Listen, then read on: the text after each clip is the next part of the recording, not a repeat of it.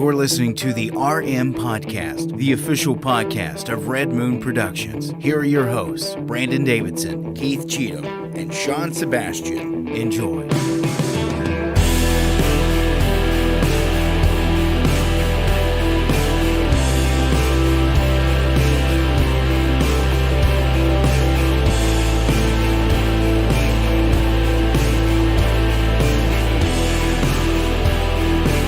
Welcome to another episode of, oh my gosh, the hand. There's a hand on the table. What's going on? That's Thing. It's Creepy Crawly season. It's back. It is back. It's Thing. Live every single Tuesday night right here. Oh, it's touching Keith. It's just shoulder. It's just touching. He's just a friend. He's just really friendly. That's how he is in the movie. Yeah, that's it. When he taps on. Is it the second one where? Let me do intros first. Yeah. Live every single Tuesday night right here on all your favorite social media accounts at 9 p.m. You can catch the audio version downloadable on Thursdays at midnight. I'm one of your hosts, Brandon Davidson, alongside our normal new host, Sean Sebastian, and Keith Cheatham. Actually, that looks legit. That's pretty cool. That's pretty cool looking. I kind of dig it. Oh, no. There we go. Yeah, that's pretty cool. If it could just stay up there, you could wear that for the Halloween episode. Rip. Uh-oh, your mic came unplugged. I think, yeah. Uh-oh. There you go. When I adjusted it, you're right. Got a little loose. Yeah, I think it would stay because the way it's sitting on the headphones, it's actually kind of like that perfectly, kind of got it locked on there. And then it's gonna print some more. There you, I mean, if I really moved my head around real hard, it'd actually, fall off, if you could print some, well, I don't know how. I don't want to take up all. I of can your... print them like child-size hands too. It's really creepy. That'd be, It's that'd be super creepy. I made creepy. one for Sawyer. That It'd be like that looks really good though. Yeah, it does. Sean, that's a 3D printed hand. Yeah, Sean made that. Yeah, that's I insane. Painted it. Painted Yeah. his fingernails green and all of these decorations on the table that It's are all- adorning our studio all 3D this year. printed. I have tombstones for Yeah. us. Yeah, that's perfect. The The pumpkins. Little pumpkin pumpkins. squash. I like the little pumpkins, ghosts over here. These Little are spooky nice. ghost. That's I like a- spooky ghost. What? So wait, is it just hand or does it have like a name in Thing. Thing? That's It's the thing. Yeah. Okay, That's all what right. I said Cousin that, yeah. it is The hair, the the hair. hair. Okay, Thing, yeah. that's right. But yeah, the thing is that what Just it's modeled Just after? Thing. Just thing. Just thing. Yeah, it is. There's originally thing in the box because it was always in a wooden box. But then as technology got better, they didn't have to have a guy under a table putting his hand out of the box. So then it evolved into just thing. I say the claymation technology, man, Yeah. it just took off. It did a world of wonders for Hollywood. I'm telling you. But no, we got. Thank you, Sean, for 3D printing those, and maybe for Halloween we get some different kind of hats or something weird or kooky that we can wear. Yeah. We did We the did masks yeah. last year. I still have those masks, Yeah. but they'd be the same ones. Yeah. If we And could- we're not gonna look. Bob Iger's not gonna attack me this year. Last year was a little special. I mean, he could. He could. You never know with we him. will actually, since Halloween's not on a Tuesday this year, we will have a show. Right. So But last year, I got kidnapped by Bob Iger. Bobby didn't like all those reviews that we had been doing. No. Bobby. Little Bobby was a Bobby little Iger. upset. He was upset, This is and he amazing was. coffee, by the way. It's freaking good. I'm telling you. I tell I you. hadn't had any of like it crack. that yet. Hey, And we'll give him a it's great. shout out. Yeah, Who, do it. I actually forgot the name. Oh. Cedar Grove Coffee Cedar Grove Coffee down there in Bullitt County. Gosh. That's right. on Cedar Grove Road. Wow. Who'd have thought? Imagine that. Cedar Grove Coffee on Cedar Grove Road. They know how to roast some fantastic beans. And really, we were talking about it just before we cut on the mics. The price per pound is actually not bad. I mean, you pay for it Not in at bulk all. up I front. thought it was going to be. I thought it sounded expensive, but then when I started adding up how much I was paying for coffee and how much other people I know, I was Yeah. like, that's not bad at all. And I will say, for me, and I probably actually make a little too much in the morning than I actually drink, just because I always want to make sure if I want that extra cup, I've got enough. Yeah. But I no doubt, I go through, it takes me 2 months to get through a 5-pound bag. Yeah.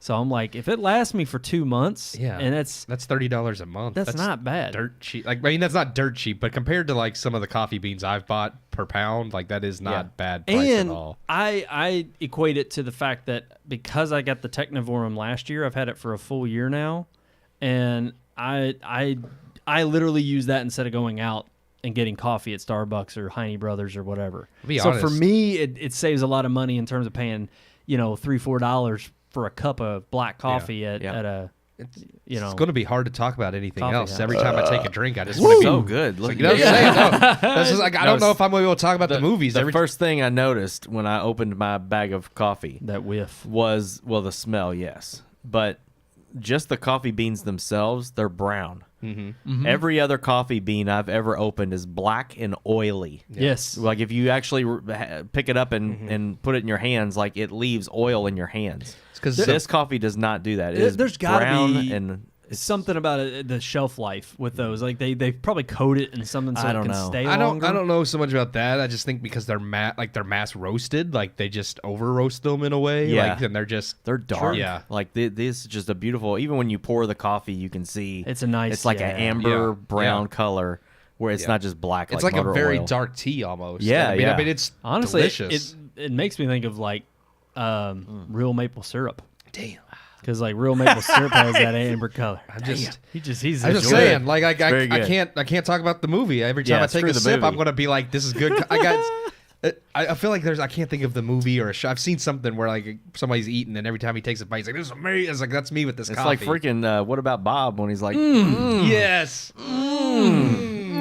fried chicken? All right. All right. What movie were we reviewing? I don't even know. It's kind of Two. forgettable. We have 2 reviews. Oh yeah, we Yeah. didn't even mention it It's last week. Halloween. It's Halloween. We didn't know our theme. We didn't know our theme. We picked our theme. We teased you with what theme we were gonna pick, and Yeah. we didn't have one, so we came up with it.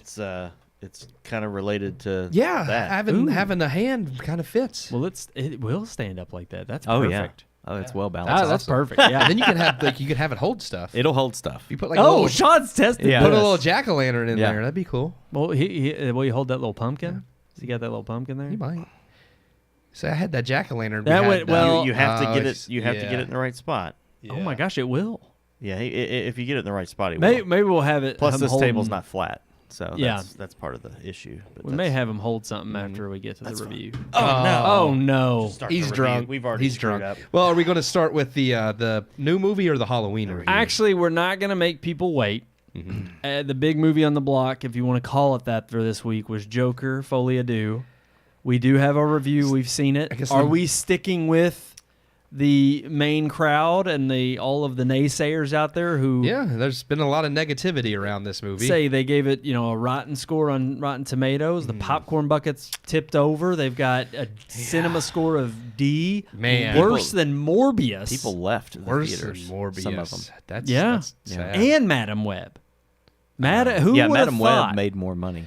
And it has a better score. Morbius made more money in its opening weekend than this movie. Oh, this and had movie's a higher bo- score. that's the saddest thing is, like you say, biggest movie. I guess it's the most prominent movie, but as far as box office goes, it's a blunder. I mean, 200 million is the budget, and it's done what 40? Is it done even that much? I think don't think it's done that. I thought it cracked 40. I know it broke 100 million total in the global box office, but I know they said it had to be 450 million total. I thought it was pretty for it to low break domestically. Oh yeah. You usually have to do double the budget to break. And I want to say they said it was either 40 or 50 million, but it did not. It was not something at all that. 37.8. Oh wow! So under So 40 right million. under 40. Wow, Okay. that's abysmal. Yeah. No, I mean, yeah, no, That's for abysmal. sure. Yeah. So, but here's the thing: all of that could literally mean nothing if the movie is good. So where do we stand? Well, without further ado, here is our review of Joker. Without Folie à Deux.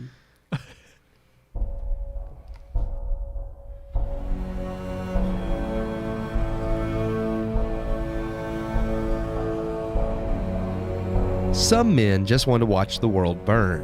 A fantastic line of dialogue from a fantastic film that understood who the Joker is as a character. You either die a hero or live long enough to see yourself become the villain.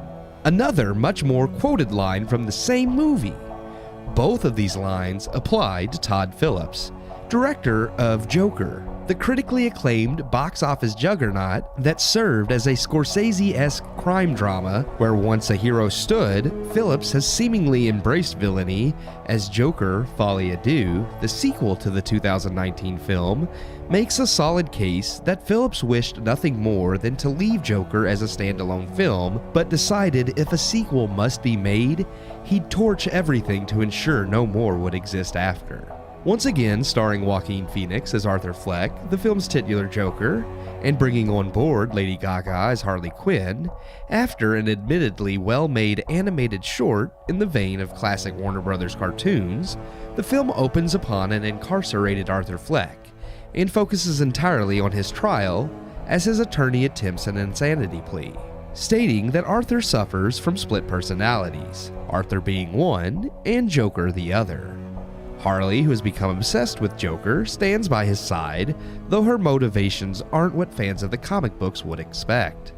True to the Folie à Deux theme of shared psychosis, the film parallels Harley and Joker's madness, highlighted by the film's musical elements, as the characters' song and dance numbers are always either soft singing to each other or entirely in Arthur's mind. Phillips' sequel, however, is milquetoast and uninspired, and actively dismantles everything that made the first one great. As mentioned before, Harley's motivations, while mostly unclear, make her out to be the manipulator in this relationship with Fleck, something that completely changes the tone and dynamic of the characters in the comic. Though what her end goal was or is, or if this manipulation was entirely fabricated in Arthur's paranoid mind, is never clear. Arthur himself goes backwards in character development, becoming the spineless, sniveling character from the first film, who only gains a backbone when donning the Joker makeup. While not entirely fond of retreading the same ground, I still thought some of this character development in this film could have worked as a kind of extended origin piggybacking off of the original movie. But it's clear by the shocking ending Phillips created that this was never the intent, and there's a clear-cut reason why Arthur's character development went backwards. It's a definite choice made by Todd Phillips, and viewers will have to decide for themselves how they feel about the end. I will say for me, though, it felt like a complete slap in the face to the first movie, and even the beginning of this film. From a technical aspect, Folie à Deux is well made if uninspired. The acting and dialogue are top-notch, with some solid visual cues throughout the film, such as scenes shown in the trailer of Gaga drawing a smile on the glass divider, as Phoenix slides into place donning the Joker grin. This isn't the only artistic nod, and many are done well, though some, such as Harvey Dent's final scene in the courtroom alluding to his future as Two-Face, being too on the nose. Set designs are fine, though I felt this movie's portrayal of Gotham to be the most uninspired as well. In most movies, Gotham itself feels like a living, breathing character that adds to the mythos. In this, it's just another grungy New York substitute. Most egregious amongst the things that make the film lackluster was the minimalistic, paltry attempt at being a musical. A decision that intrigued many fans of the first film while also bringing ire to many others. Knowing it was such a divisive decision, Phillips doesn't embrace the movie being a musical, and instead of going all in, the musical set pieces are also mediocre, adding nothing to the overall narrative. Joker: Folie à Deux feels like a jumbled mess. It's a competently made, if not milquetoast courtroom drama about a man named Arthur Fleck at best. Add in the fact that it's banking off the name of a major fan-favorite comic book villain, the Joker, and as a Joker film, it fails entirely. I give Joker: Folie à Deux 2 out of 4 stars. Well, okay. Oh, wow. So is this, yeah, I was going to say 2 out of 4 stars. Yeah. That is not, I mean, again, we've talked about this. 2 is right in the middle of the road. Is this a bad 2, a good 2? It's not a good 2. That's I kind of, it's weird. I agree with everything you said in the review, and I landed in the same score. And the only reason I feel like I'm being that generous is because as far as production quality goes, and as far as, you know, acting even, I think both Lady Gaga and Joaquin Phoenix do a tremendous job with, I mean, whether they're to blame for the story that unfolds and what we got, and the you know, horrid mess that the story is, you know, and the plot is throughout the whole film. I mean, I blame them as well as, you know, with Todd Phillips. But as far as everything else goes, I mean, it was a top-tier production, and that's the only positive thing I can say about it. Yep. Even you allude to it in the review, the set pieces with the musical numbers were lackluster. Much of it was spoken, not sung. It was they seemed tepid at best with, we're going to throw in this kind of homage to classic Broadway, like typical cliche set pieces, but then they do nothing spectacular with it.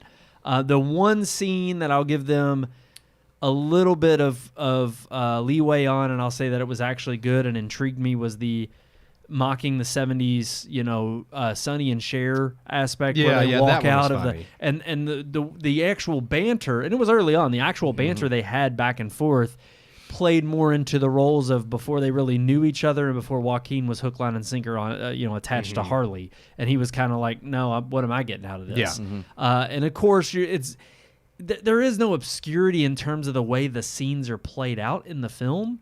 They're very much like either in his head or just a flicker of like a moment or a thought, or maybe setting up a scene of describing to you their relationship, like him and Harley Quinn's relationship. Yeah. They're not supposed to be literal in any sense of the word. But it's like, for that to be the sake of having those elements, they don't add. No. Yeah. They don't add to the story. The story overall is pretty. It's not only regressive, as you say, in the based on what we know from the first movie. It's just boring. Yeah. Like, there were times I zoned out in this movie because there wasn't anything that really pulled me forward, and it was just like there was no meat on the bone. No, I agree. Like, I give it the 2 because I think, again, from a technical aspect, like, most of it's well made.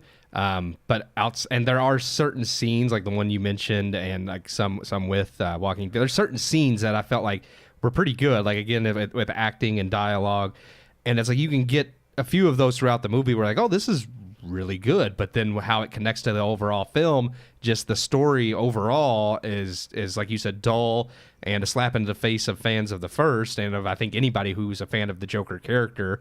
And I just, even like you said, as the musical, like, not every musical does this, but I feel like most good musicals, the songs advance the story. Yes. They're part of the plot. They're not just there as a song. This, it's not that like the songs didn't fit the plot. They did, but the plot had already been progressed. Like, you already had the exposition, and then there's just this extra random song that doesn't further the plot in any way. It's just there because thematically it relates to the moment. Yeah, you're not really seeing the film play out in those musical numbers. Yes, yeah. It's just there. Yep. Yeah. Sean, what'd you give it? I gave it 1.5. Okay. I think that's fair. I actually didn't like it at all. I agree completely with the technical aspect of the film in most cases. I do think the acting from Joaquin Phoenix was great. It wasn't the best performance I've seen out of Lady Gaga, but I think that's just what she was given, the character she was given. So I can't say that she was, a bad actress, but yeah, she's not in the film as much as I thought she was going to be. No. Where the movie went wrong for me was the fact that, and you used the word regress, I felt like it hit the reset button on his character.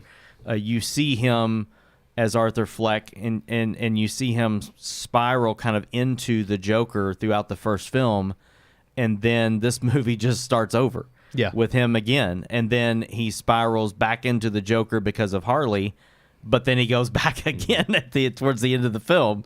And the courtroom scenes, I thought, were just again, it's another film where when you see it in the trailer, I was very interested in that. I thought they were going to play it up as if like society was on his side for the most part, and that was going to lead to him becoming the Joker, the crime boss of Gotham. And that never happens, and a lot of this. Can we spoil the end? Because I feel I would like to. I feel like it'd be easier to talk about because that's a large part of the problem with the movie. That's my biggest part of my biggest issue. At this point, spoiler alert. Turn away now if you haven't seen the film, or you've not been looking online for the last, because I know somebody who said they had to avoid it from day one. Yeah, because people were already spoiling it is all over the internet. So but at this point, it's like because of its low rating, and we've given you a warning. So go ahead, spoil it. No, I was just gonna say the biggest issue I had with the film was the predictability of the film. There was so many things in this movie that I saw coming, that I thought were going to happen, and they played out exactly the way that I thought they were going to happen. Now, the first movie threw me for a loop because things that I thought were going to happen in the first film didn't.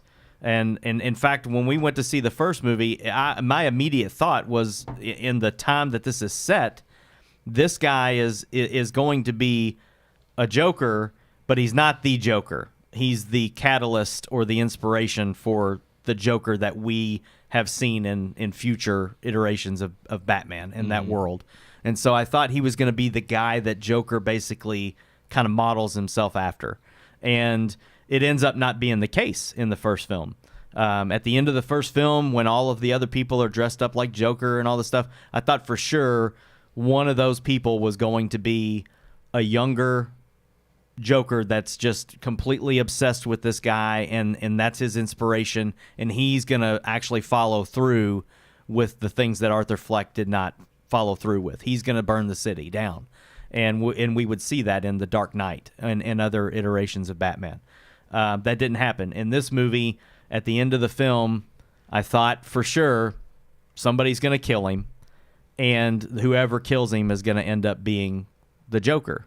And, of course, there's a hallway scene, and as soon as the guy stops him, that's what I thought. I was like, this guy's going to kill him. And when you see him sitting against the wall in the background, I was thinking to myself, what would be crazy is if he slits his mouth open, and that's supposed to be Heath Ledger's Joker. I actually thought you were going to... There's a scene earlier when they're in the cafeteria and he's leaning against the wall, and he reminds me very much of... I forget the kid actor's name. He was...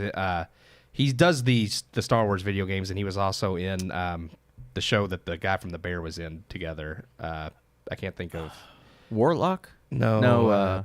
The guy that... not the the guy main that played character from The Bear was in a show prior... Shameless? Yes, Shameless. He was in Shameless. Oh, okay. Okay, he played Joker in Gotham. Oh, And, yeah. Okay. Okay. Yeah. In this movie, there's a scene where the guy from the end is leaning against the wall, and he very much kind of resembles that Joker from Gotham. And when I first saw him, I was like, it's like, it'd be like, because the first movie, again, kind of played up like he might inspire the Joker, but they didn't go that route. I was like, what if they do that with him? And then it happened. And then it happens. Yeah. Honestly, I thought Harley Quinn was going to shoot him at the top of the stairs. Yeah. When he meets her up there, and she's disappointed that he's no longer. And I was like, she's going to kill him. See, and he's going to fall down these stairs. I told Keith, I'm like, there were times where in the film, like like the musical numbers that you very clearly know early on these aren't supposed to be taken literally. Yeah. But there are also times where I was sitting there thinking about 3 different times. I'm like, I don't know if this Harley Quinn is a character in his head of some rando he's made. Sometimes people acknowledge her, and then other times they don't acknowledge her. And even in that scene, I was like, we literally, the scene right before he meets her on the steps, and it's the iconic steps from the first movie. It's like she puts a gun up to her head, and then immediately in that scene, she's got her hair cut short and her makeup's all run, and I'm like, okay, did she just cut her hair, or is this a figment of where he was? He was just happened to be running there, thinking he'd meet her there. Or this is all in his head. Yeah, I just like. There were too many things that weren't concrete enough. Yeah, they weren't clear. Yeah, and it was like too abstract in that regard that I'm like, okay, I can't give you like narrative justice here because this is just a narrative injustice. And again, not as bad as like Megalopolis or Crimes of the Future and those movies, but again, I had more fun watching Megalopolis. No. I'm talking about the pretentious nature of this is like it's not as bad as those as far as it trying to be highbrow and like shove these themes down your throat. But at the same time, it still has that problem of thinking it's smarter than it really is. Like I can see Todd Phillips and a lot of people who try to defend it saying you didn't understand it. It's like, no, I understand it. It I've just seen wasn't people say good. that Todd Phillips that the whole movie is a joke. Is a middle finger.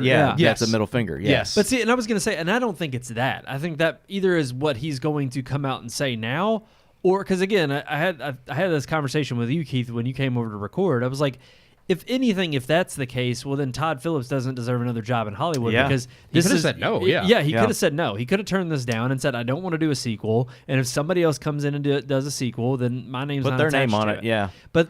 We got 3 Hangover movies from the guy. I think we know what his sequels are capable of, which is more of the same junk, and it's not entertaining. It's funny. He could do like the first one well, but then when he goes to apparently he's just terrible at sequels. Or he just doesn't give a crap, and he's just thinking, I don't want to do this. $200 million at me. Let me. And to me, I the reason why I don't think that that's the case, it's more so I see him more of like a child who's kicking and screaming because they didn't get their way, which is he chose to do this film. The studio probably pressured him into doing it, and he ultimately accepted it, but then he was like, you know what, but I'm not going to make the film that people want me to make, which is actually a decent sequel. I'm going to make this kind of film to not only say an F you to the studio, has nothing to do with that, it's because I don't like the message that the fans walked away with the first movie. Yeah. And I think that it was more so as a knock against the people who watched the first movie, who obsessed over it and liked the depiction of what kind of narrative he was telling about the psychological, deep dive this madman turns into because of pressures in society that, one, he couldn't really help, but also there were times where it was like, okay, he went too far and he turned his rage choices. Exactly. And it was like, I think that ultimately it errs more on that side of the pendulum where he was just kind of like, no, I don't like the message that people made about the first movie. And I'm going to kill Arthur off now. And to a degree, like I do get his point. It's like, no, you shouldn't. It's like the same people who idolize Walter White. It's like, no, he's not the hero. Right. But at the same time, it's like you're making a movie about a comic book supervillain. It's like, it's not that I feel like people idolize the Joker, but he is a fun character. It's like, yes, I know that he is evil and wrong. Like, I don't think he is, like, he's not who I look up to. Like, I don't think of the Joker and think, oh, he's a role model. But he's still a fun character, like, when he's going up against Batman, and like, that's... Like, he's a great villain, so it's like, and people want to see that. I don't think that necessarily means that we're idolizing him in that way, that you have to take a crap on the character and be like, no. See, now he's going to admit that he's just Arthur Fleck, and what he did was wrong, and then he's going to die. And I think that was the most grievous error in the entire film. The moment we get to the courtroom scene, and again, we've already given you a spoiler warning. We already told you the end. But to me, the where it really started to fall downhill, I mean, I was already halfway tuned out, but it really fell downhill the moment he's in the courtroom and it's getting to the point where he confesses that he's not this person, this ugly person that they've made him out to be or that everybody's pressured him into being.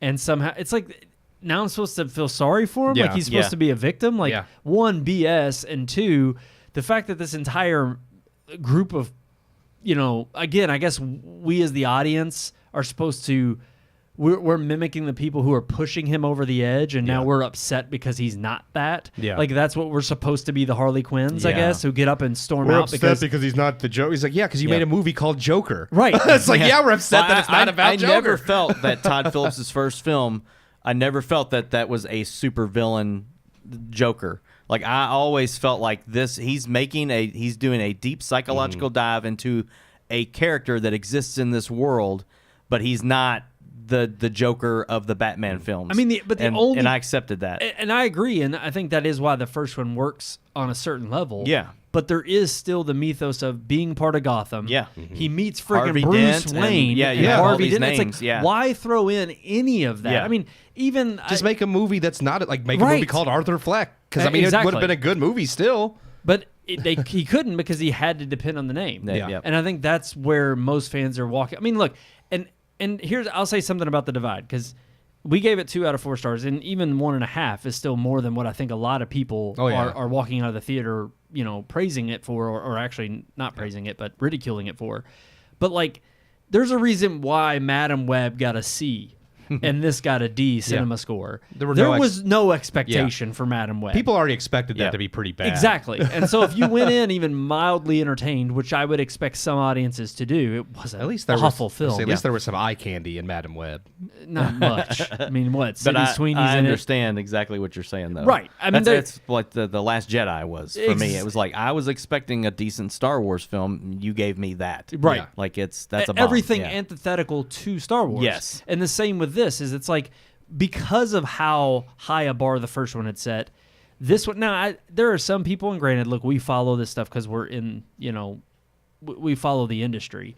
I was a little shocked when people were just like, they were shocked that it was a musical. And that's probably, I mean, granted, look, I think as it got closer to release and more people did find that out, if you don't pay attention to trailers or don't watch it, I could see that turning off viewers. Oh, yeah. And, of course, bad word of mouth. People saying, it's not worth it, especially even if it's a musical. But I could have easily seen people be like, why the hell would you jump to doing a musical? Yeah. Now, that was one of the ideas that I think for us here on the show, we were intrigued by. Yeah. Because of how well the first one was done, we were willing to give Todd Phillips that leeway and say, let's see what he can do. Like, maybe this could be an interesting take. And even the premise, I would grant him the premise and the way it is told in the film, I don't think is necessarily a bad thing. It's how it's executed so poorly that makes the movie boring and, again, terrible. Yeah. But ultimately, I think that's why you're seeing such a lambasting and such a outrage from fans walking away. Absolutely trashing this film and giving it the worst rating because of just how far a separation this sequel is from the first movie. And so you just have people who are just like, no, the bar was set way high. You brought it way low and like ruined this. Like, screw you. I mean, I don't think it's. Look, it's entertainment. It's the entertainment industry. Now, there's lots of things we get outraged about on the show. I get more outraged about morals and values that people inject into our culture through entertainment, supposed entertainment, than I do about entertainment that just sucks. If it's a bad movie or a bad game or whatever it is, or even a bad book, I'll just say, okay, that just sucked, and I'll move on. Yeah, and other people can have the opposite opinion because it's. I mean, it is subjective. I've seen people literally tweet out, "I effing hate Todd Phillips," and then I've seen other people say, too far. "The second time you see this, you're gonna understand it. If you don't like," I've seen people, and I'm like, "You went and saw this a second time? I didn't even." Go to the theater. If they went and saw it a second time, then they still didn't crack 50 million. That's pretty bad. Like, I've always hated the argument of, you don't understand it. It's like, no, I'm not stupid. That's not my like, job. Honestly, I want to tell those people, it's like, no, honestly, I think you're so stupid that you think it's brilliant. It's you're trying to find something good to say about it's it. like, maybe you're just so slow that you think this is brilliant. I don't know. I would have liked the movie better if it would have been an actual full-on musical.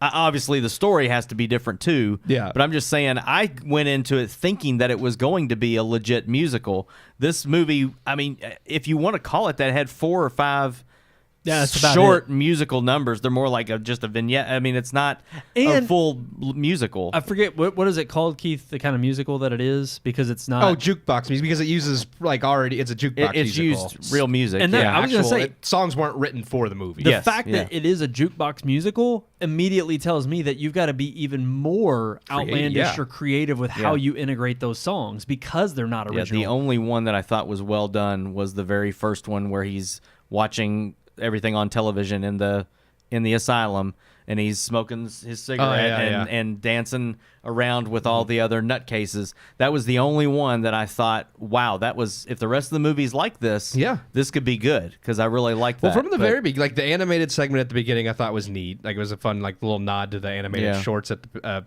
that Warner Brothers used to show before movies. And then from there on until, like you said, like him smoking the cigarette and watching the TV and going into that musical number, I was like, so far this is like a unique way to do a musical. And then, like you said, after that, it was all just flat. And I don't want to get flagged, so I'm not going to say verbatim what it is, but I saw a tweet that was it was pretty funny. It was like, and again, a little bit more of a spoiler, it said he gets taken to the bathroom by 3 police officers. I saw that. And gets what. And then immediately the scene after that is pretty much him confessing. It's like, what does that tell you? They said, like, the one I saw was like 3 guards take him to a back room and basically don't say it. We get it. They grape the Joker out of him, is what they said. Like, it's like he's no longer Joker after that. Right. So it's like what does that tell you? Yeah. So it's like, what kind of message is Todd Phillips sending us here? Huh? But no, overall, I don't think you're missing anything if you pass this up on this film. It's kind of insane, though, as heavily produced as this film was in terms of production budget and marketing, and it's funny because I've still seen trailers pushing for it all over the place, which makes sense. It was just opening weekend. Yeah.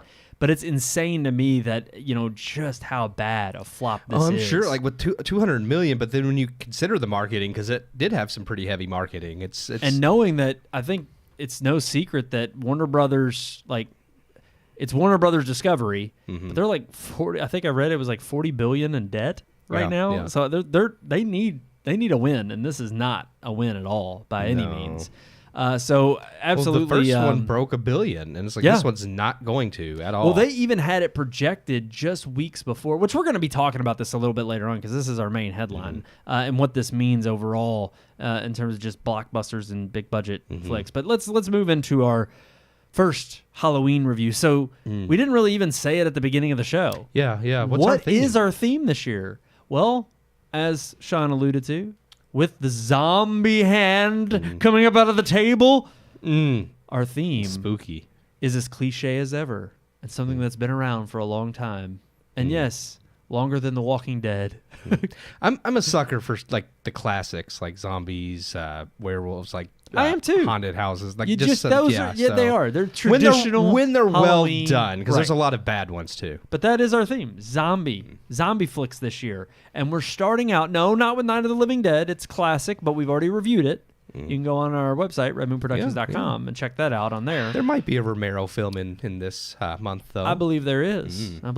But no, we are talking about our first film kind of rejuvenating the zombie craze back in the early 2000s. Yeah. And starting out with, I think, what we would consider a modern-day take on a zombie. Yeah. Here is our review of 28 Days Later.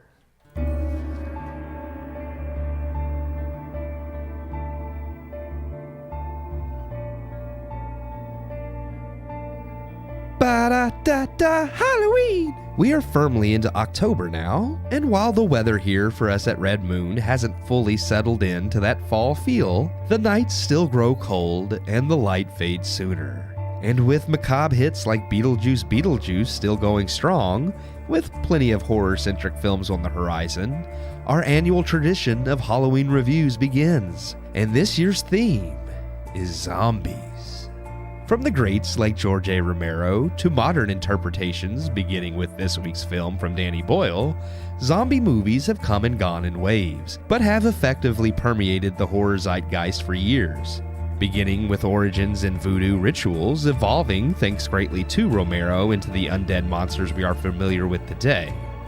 But even the undead zombie has seen unique variations. In come director Danny Boyle and writer Alex Garland, with a film Danny Boyle doesn't even associate as a zombie movie, 28 Days Later. Starring a then unknown cast that includes now known names such as Cillian Murphy, Naomi Harris, and Brendan Gleeson, 28 Days Later was unique in its time, as its quote-unquote zombies were completely unlike the traditional slow shambling creatures. These zombies are not the reanimated dead, but instead the result of the ominous rage virus, a disease created in a lab, spread when animal rights activists unknowingly release a test chimp from a Cambridge lab. The film picks up with Cillian Murphy's character Jim awakening from a coma to discover the outbreak of said virus. Similar in tone and nature to the beginning of Robert Kirkman's Walking Dead, which would come later. 28 Days Later is notable for its writing and characters doing their best to survive the landscape of this new world. In many ways, to me, whether thematically or in character development and story structure, 28 Days Later feels like it crawled so Walking Dead could run. Much as Romero revolutionized zombie horror films with the dead brought to life, 28 Days Later may not revolutionize, but it does something fresh and unique, while helping bring zombie films back into the zeitgeist. I could argue Walking Dead really surged zombies back into pop culture, but the spark first came from 28 Days Later. Boyle's dark and dirty set pieces, contrasted with a vast, desolate London set piece, create an ominous setting. Filmed on a Canon XL1, 28 Days Later doesn't hold up so well visually on modern TVs, but the raw, chaotic nature of the footage, alongside outdated recording equipment, adds to the experience more than detracts, in my opinion. 28 Days Later is a movie that again focuses on the darker aspects of humanity during an apocalypse.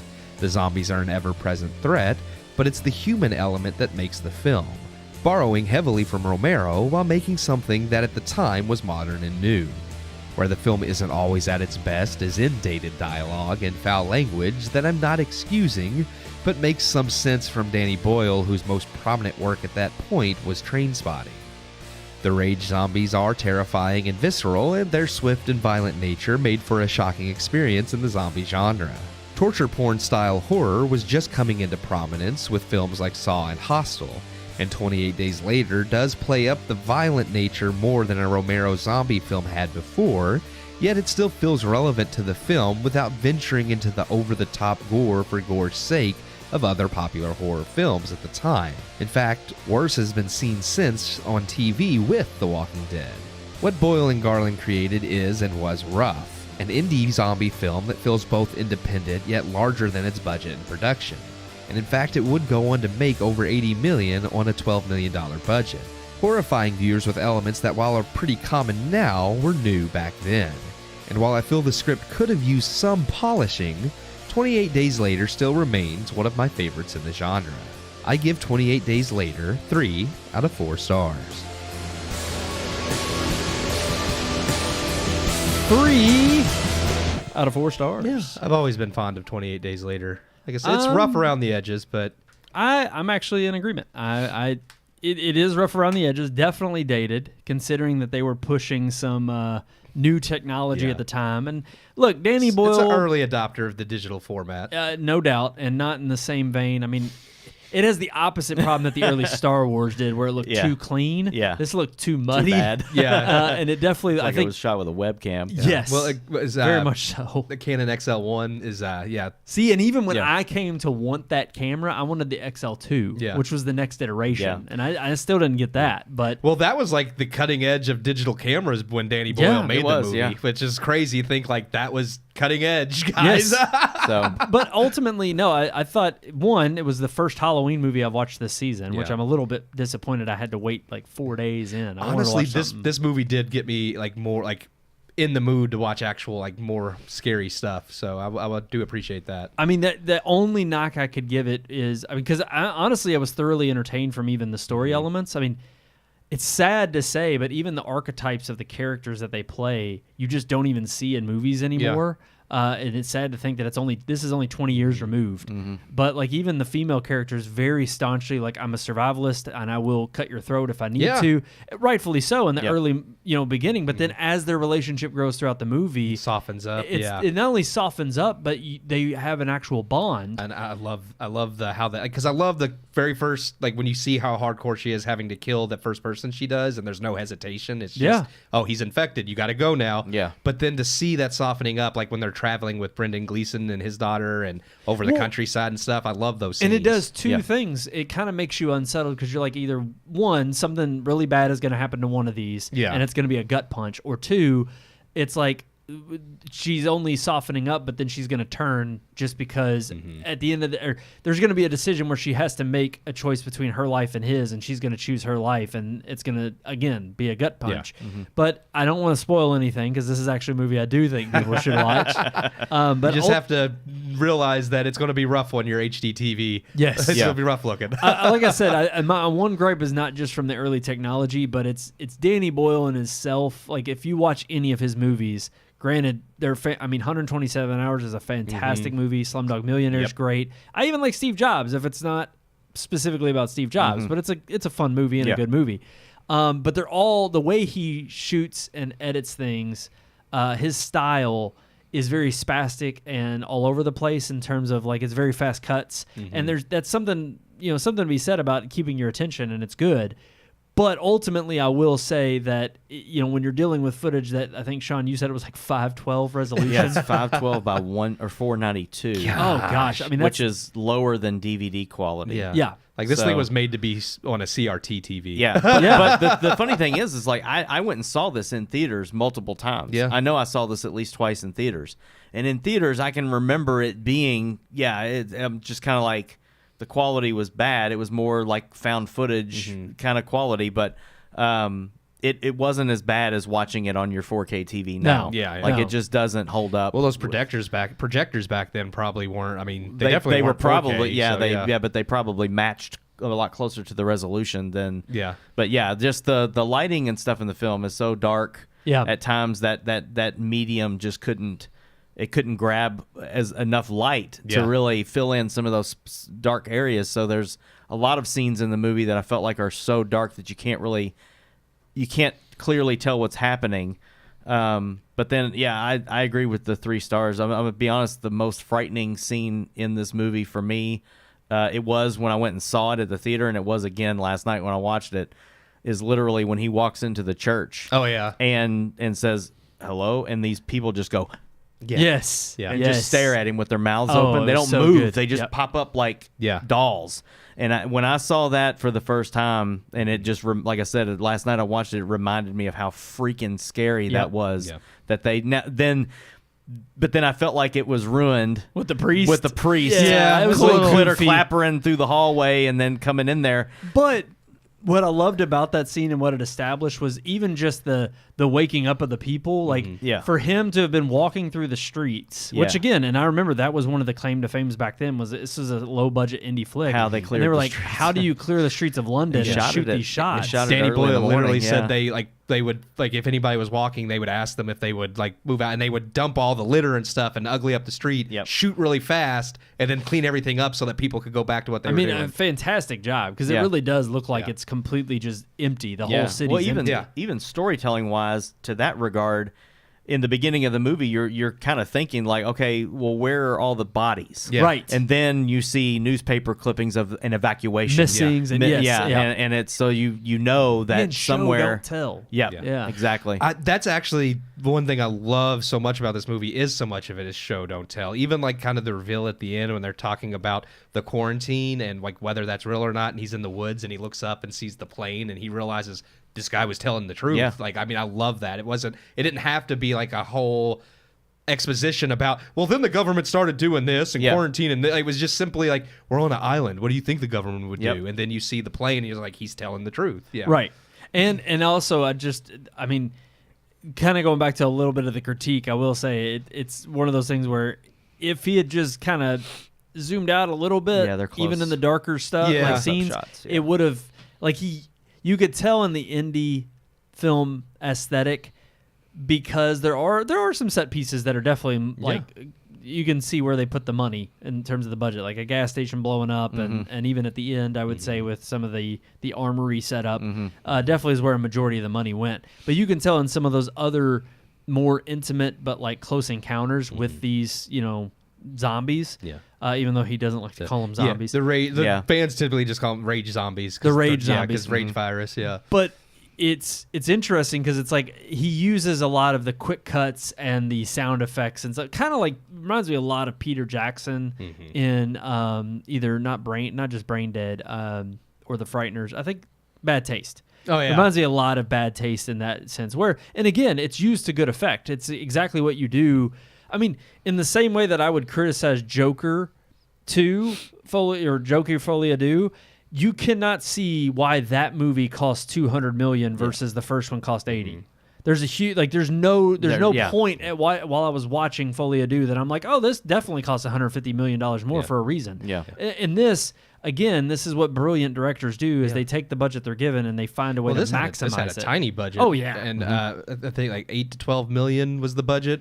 And it made 85 million. So I mean, they did very well for itself. Oh gosh, yeah. And I think part of it is just with it being having an English background and with it being released in UK and around the 2000s, especially even in the States, we were going through like a very indie flick stage. Yeah, no, for sure. And so I it mean, was Fox very Searchlight. It's Yeah. a Fox. Yeah. Well, it was a Fox Searchlight. I did find out why it's not streaming anymore because we were looking that Yeah. up because Disney owns Fox. The producer, not Danny Boyle and Alex Garland, the producer they worked with to make the original, bought the rights back for the movie from Disney. Okay. So that they could make the third movie. So that's okay. why it's not on any streaming services, because it apparently was on Hulu at one time. presumably when Yeah. 28 You can watch years, 28 weeks Yeah, later. that on one's still on streaming, but Hulu not because this one. apparently he didn't buy this distribution rights back from them for that one. So that's still on Hulu. He Well, just bought and- the rights to the first one, so they Maybe can make when a third 28 years later comes out, they'll have some kind of streaming bundle or something. Who knows? Who Yeah. knows? But no, I overall, I think this was a good first pick. I think I told you all while the review was going on. I mean, playing The Last of Us, you mentioned with The Walking Dead, Yeah. lots of things in this film with regard to how the zombies move and how they react to certain things that you can easily see spurred inspiration on that series and in that game, and lots of lasting effects from this movie, I think, for modern day zombie flicks. Yeah, I would.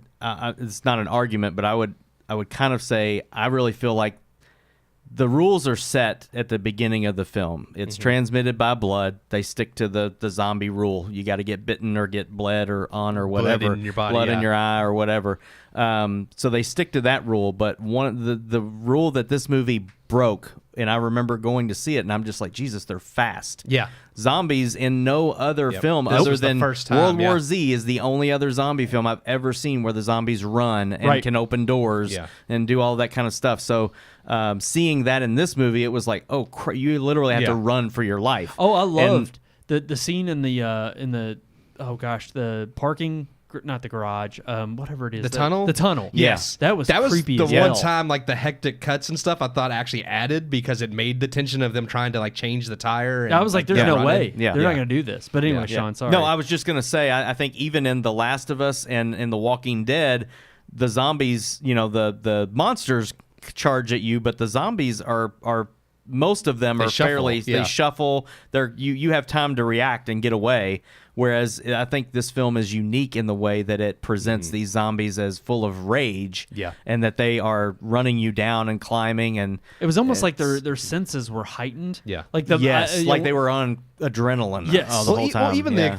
just the simple explanation in the beginning, and I mean even that isn't solely unique. We've seen like virus like breakout movies before, and like the idea of yeah. lab chimps. What was that movie? Was it Congo? What was the one where there was a lab chimp? Congo. Yeah. So it's like it's not wholly unique, but at the same time, the way it was done, it added to the movie. and it didn't well. waste all the time. It No. literally, it's a 5-minute exposition Yeah. of this is how it gets into the world. Some And, act- you, and I you, mean, you honestly- also see how freaking activists ruin everything.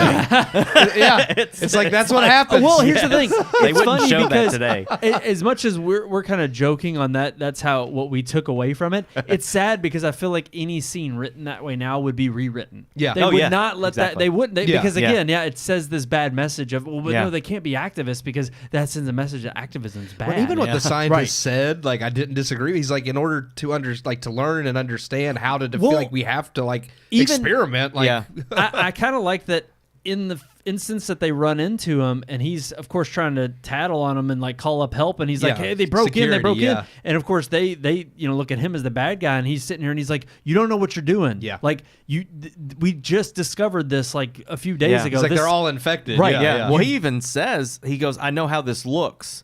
Like, so he's even acknowledging, yeah, we're experimenting on animals. It's not morally the best thing, but this is what we have to do Right. Yeah. to be able to, and now to combat this. we Yeah. may be screwed. Like, don't let this Yeah, out. don't and let of it out. course, Well, yeah. they know best. And I you love know. the first person. She just has to let that, and he just mauls her face. Yeah, off. Yeah. Again, that was one scene where I was like, because of the quick cuts, again, editing trick because of the budget. For budgetary reasons, but it was one of those moments where I was like, okay, you're compensating for the fact that you can't really show Yeah. like a monkey clawing her face off, which, I mean, so be Yeah. it. You don't need it. It does its job effectively. But it was just one of those other moments where, again, they saved that money for bigger set pieces down, later on in the movie. And also the actors in this like were all unknown at the time, and I think that's crazy that like Oh, dude, as soon as- Cillian Murphy, yeah. Naomi Harris, Brendan Gleeson, Christopher Eccleston, the main villain, is more known now, but not as much as the other three. And it's just funny seeing all these faces. They're like, man, this is Oh, weird Naomi because- Harris, I immediately was like, oh, Moneypenny. Yeah. Yeah. Like, Yeah. that's the first thing I thought of. Yeah. That was the first thing I saw her in. And it was because Danny Boyle said when they made the movie, they wanted unknowns at the time. They didn't want any like expectations going in. Well, and she it's was funny. also, or at least the African American woman. Is that who you're talking about? Yeah. Funny, yeah. She's in the Pirates of the Caribbean. Yeah, she yes, was. yeah, Yeah. oh, that's Yeah, right. she She's was. she's the voodoo woman. Yes. What's her Yeah. name? I Yeah. forget her name. Callisto. right. Well, Callisto, yeah. She's revealed as Callisto. I forget what her name was. Yeah. Before that, But you're right. And then yeah, it's they all went oddly, on to do things. didn't Yeah. even choose this by happenstance, but the fact that Brendan Gleeson's in both Joker, Yeah. Yeah, and that just this. was Yeah. a coincidence. God rest his soul. you know? Much better role, I think, in this than not that he was bad in Joker. Just it was anybody could have done that role. All right, we've talked about 28 Days Later. We are literally an hour into the show and only done reviews. Man, Yeah. But the funny thing is, our headlines kind of go back to what our first review was. So we're going to talk about Joker some more. Let's get into it. dang.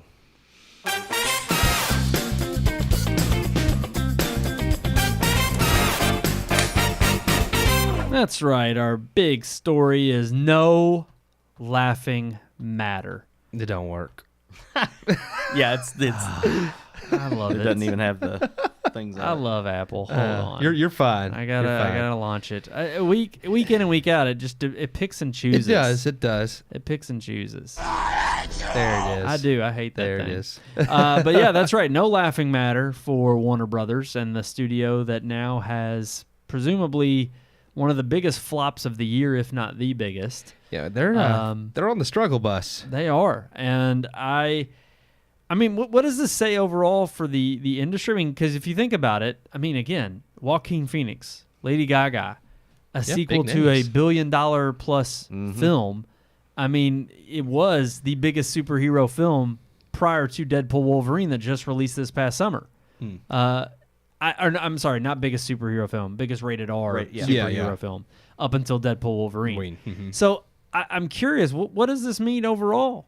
The fact that it's flopping this bad, and you would have thought it was a sure bet. I'm really hoping it teaches, especially Zaslav, because his whole thing when the merger between Discovery and Warner Brothers happened and he took over has been, we have a lot of IPs that aren't being utilized. We need a new Harry Potter series. We need more Lord of the Rings movies. We need DC. Let's greenlight Joker 2. I'm hoping it teaches him that just because you have IPs, those aren't a guaranteed way of making money if you're still producing a garbage movie. Yeah. It's like you can milk IPs dry. Disney's been doing, you would think he could look at Disney and see how poorly Marvel and Star Wars is doing and realize just because we have IPs doesn't make them surefire bets. You still have to appease the fans. Like when you have a fan base of a property that already exists, you don't go out of your way to piss the fans off. That's just stupid. Well, to piggyback off of that, though, this movie didn't have a very good opening weekend. No. Which I was really surprised for, because I was thinking, people will go, after I saw it, I'm like, a lot of people probably went to see this, and then word of mouth got out, and people quit going to see it. But it didn't really have that big of an opening weekend, so people didn't go to see it to begin with, to find out that it's a terrible movie. Well, so I don't understand that and part, how because much- the first one was so good. I was just saying, I do know there's a lot of people, and I can't attest to percentage or anything like that, just based on online. There's a lot of people that already noped out the minute they found out it was a musical. And they were just like, I don't want to see a Joker musical. Well, and it premiered back at the Venice Film Festival. And Did it get a standing ovation? 12-minute standing ovation, which, hey, Megalopolis got 8. Yeah, it's So better it than got Megalopolis. that many more minutes, okay? I mean, every festival film gets a standing ovation now. Well, if you don't have at least a 30-minute standing ovation, Yeah. your film is crap. I want to know how much baloney that is. I want to see all 12 minutes of that standing I do ovation. too. Yeah, I know. don't I think believe it's it. BS as Yeah, well. I I'm think like, it's there's crap. no way. It's like from the moment the credits roll, people are just like, Yeah. Yeah. And everybody just stands there, What's the next? entire credits clap. Yeah. Like how pompous and pretentious do you have to be to stand and clap for 12 whole minutes? yeah. Well, at this point, Dude, I don't not only stand that- for 12 minutes at church.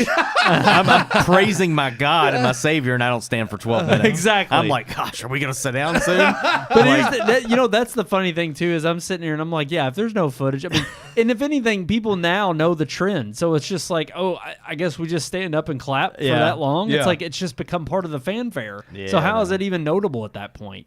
It's not. It's just It's not, yeah. ultimately with this movie. I think I agree with you, Keith. It's part of what we've seen as breaking the trend with Marvel, and that it's not just a sure thing just because it's a popular IP.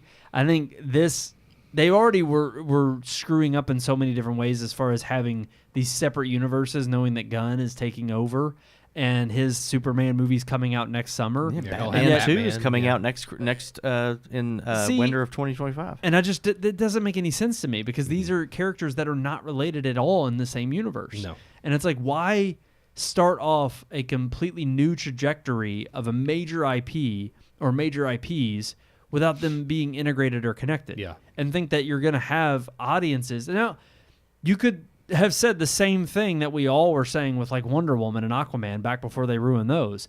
It was like, okay, those could be one-offs and we could still use those characters. But even this, we were understanding that back before the whole Gunn relationship happened with DC, at least this Joker Todd Phillips one was kind of seen as a one-off. Yeah. And like you said, for them to come in and obviously, can't let $1 billion franchise go to waste. We got to make the money off of it right now. We got to do it fast. But clearly, that was not the case. And one of the biggest reveals, I think, is again unlike the movie, but more egregious from a business standpoint, was they didn't even test screen. Yeah. Yeah. Yeah. They actually, I don't know if it was because they didn't plan on it originally, or if after the Venice Film Festival and their 12-minute standing ovation, they thought, oh, we're brilliant. We know Todd Phillips has got another one in the bag. Like, we're good. We're not even going to test screen for this. I mean, I honestly don't know if that would have helped anyway. Yeah. No, I I think people would have heard sooner that it wasn't good. Yeah. It seems like, and that's weird. The weird thing is, even after the big reveal at the film festival, they still came out tepid. It was like at a 64%. Yeah. That's not stellar. Yeah. No. If early reviews for your movie and a sequel are 64, people were already a little lukewarm to what this was. Critics kind of had, again, critics are slow to learn, so they were kind of like, we think audiences won't like this. We're not really sure, No, you're right. The consensus was, we're trying to read the room, Yeah. and is this going to be, because that's the thing. The critics themselves don't want to get ahead of the gun and actually have a real opinion. Yeah. They want to try to read the temperature and say, can I say this is genius? And then I'll be on the cutting edge, and then when it comes out and fans love it, it's like, see, Yeah. look at me. Told You you. can trust Yeah. my Yeah. opinion. I was on the right side of history. And it's like they're not really exclaiming to you Yeah. what their real opinion is. But I really do think it's a situation of, this was from the top down. Todd Phillips was given a blank check. They thought, hey, you knew what the secret sauce was for the first movie. We're going to trust you. To some of that, I don't really blame the studio. I mean, I can understand them being a little bit more lax because, hey, part of their idea is we want to get. I mean, how many times have we come on here on this show and said we want the creators to fulfill their vision? Yeah. But we've also said of recent too, with the likes of Scorsese and Ridley Scott, Francis Ford Coppola. Yeah. It's like we've had flop after flop after flop, and all of those movies, their last movies, were terrible. And I do want creator-driven content. I don't like, because that's part of the problem with Marvel now, is they've become so cookie-cutter and dull. But at the same time, you need a creator that be creator-driven, but at the same time, it has to fit within the world that's established. It's like, that's the difference between Thor Ragnarok and Thor Love and Thunder. Thor Ragnarok is very much Taika Waititi, but it still fits within the MCU as we knew it during the Infinity Saga. Then you get Thor Love and Thunder, and it's just all over the place, where they just gave Taika free reign to do whatever, and rather than make a Thor movie, he was like, well, I just want to hang out with all my friends and make a comedy. And that's what we got, was just crap. So... And again, as David Zavsaw's like, let's push IP, but we'll still, like you said, give Todd Phillips, free reign, because he delivered and made us $1 billion movie. So why shouldn't we trust him? And it is really one of those things where I feel like if Todd Phillips, if this was a big middle finger and he didn't want to do it, then you shouldn't have done it. Just said no. I was gonna say, I think it's very indicative of the cultural moment that we're in. YOLO's been around for years, but I would say just a very selfish, self-centered mindset. And I think you have these directors, especially the younger ones, and I say younger, meaning like even like my age, 34, or 40, early 40s. You have younger directors who, they have this hunger and this this desire to prove themselves and get on the map, and they do so in such a way that is very, I think of like a Damien Chazelle who had a fantastic hit on the scene with Whiplash, and even followed up with like La La Land. Yeah, two great movies. And even First Man was good, a little boring, but it was a good movie. And then you get Babylon. Yeah, Baby Lonnie. And I think of Baby Line. And then I think of something like what we've just seen from these so-called greats, the ones who have an established, career and Coppola. Name. Name and portfolio. I mean, it's like, well, we kind of made fun of Coppola's last week, because it's like really since, what was it? Dracula was his last decent one in the early 90s. I think 93. So yeah, is that when that came out? It's been maybe a little bit after decades. Bram Stoker, Yeah. But and even then, I would only argue. Well, I can't. I mean, the Godfather trilogy is it's up there. Those are great. Yeah, they're great I'm not movies. gonna knock those, but I mean, But Ridley Scott's in the same boat. Yeah. And, Yeah. And I would even argue, who did I just mention? Scorsese? Yeah. I mean, it's like, well, even Spielberg. Like, I mean, The Fabelmans was not. No. I was like, No. for that to be a movie about your life, and it seems less passionate than Saving Private Ryan and Schindler's List. That's what I think. It's I like think shaving. shaving thinking of the porno Shaving version. Ryan's privates. Yeah, Saving Private Ryan is. I think that's Spielberg's last great film. Yeah. Like not the last ever. I'm thinking out of what we have right now, I think Private Ryan is the last great movie he made. Yeah, I mean, Lincoln was not as good as Saving Private no, Ryan. I was just I saying don't mind Lincoln, but it's no Saving Private Ryan. No, I would agree. I mean, Lincoln was his last one that I would rewatch, but it's not. I don't put it up there in his upper echelon, and definitely not. What was it? War Horse? Ready Player One wasn't as great as it. Yeah, Bridge of Spies was lukewarm too. No, I liked Ready Player One for what it was, but yeah, it's not one that I have this need to revisit. Yeah, but I think we're in this era of, especially with social media, and I get it, but it's funny because you'll hear these very people, especially in Hollywood, be the first ones to say you can't listen to the critics all the time, you can't listen to the naysayers, don't read the comments section, but yet these are the very ones who react to this kind of outrage, and they do so by actually instituting the very negative behavior that they say you shouldn't elicit or shouldn't respond to. And yet they're the ones creating movies or acting in such a way that are like a little child who's like, oh, okay, so if you want more of this, well, fine, I'll give it to you. I'm going to give it to you more so than you even thought you could ever want. Wow. And it is. It's like a little stubborn kid kicking and screaming, not getting their way. So then they just give in. And yeah, I mean, you've seen it. Little kid throws a fit, and it's like, I told you to pick up your toys. Next thing you knew, they go over and start picking up the toys, and they start throwing them. Yeah. And they start pitching them and start breaking it, and then you got to swat their tail.